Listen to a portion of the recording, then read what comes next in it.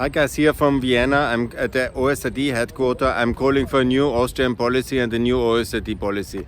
Instead of propping up a Russian regime, it's time now to change that. And the OSCE is the Organization for Peace and Security here in Eurasian continent, and we need a different policy. I'm calling to, of course, always Kosovo must be in the OSCE. It's utterly unjustifiable that they are not, and Russia must be out.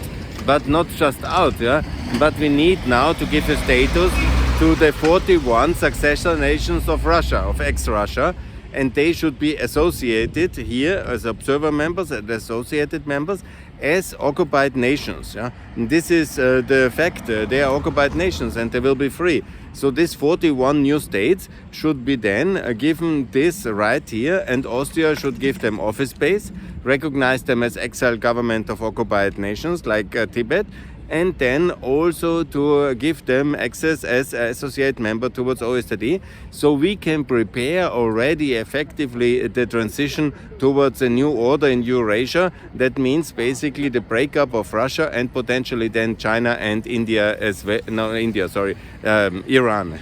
India is a democracy and it can choose to be our ally. I have the plan for India to join the UN Security Council, so apologize to India. But Russia, China, Iran are the three hostile nations which now must be systematically prepared for breakup. And then the people there will be free. There will be 41 nations of Russia and 20 of China and about 14 of Iran. I'm still working on the exact number and I have to consult this on Twitter. But this is basically the plan, and this is the way forward, and this is the way for democracy to work and for the new stable long-term peace order for the Eurasian continent, allied in NATO, of course, with NATO. Not all of them, but some of the new states will also join, but all of them organized in OSCE, of course in OSCE. That's the organization meant for that one. We gave also Russia this opportunity, but they failed.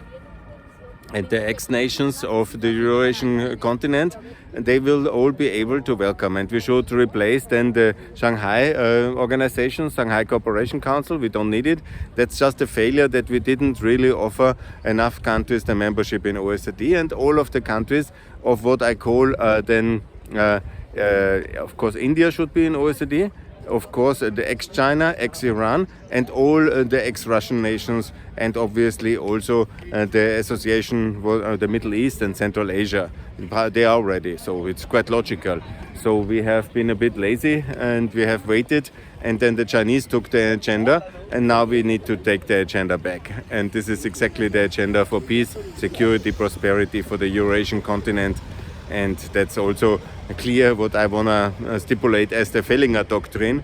And that's the follow-up of the Brzezinski Doctrine. And that's basically the next step, that we have to support the active dismantlement and the freedom of Russia, China and Iran, and to transform them into new, smaller, better, freer market democracies, part of OSCE, of the UN, of the World Trade Organization, and all the organizations we have exactly for that reason. Thanks a lot and all the best here from Vienna. Bye.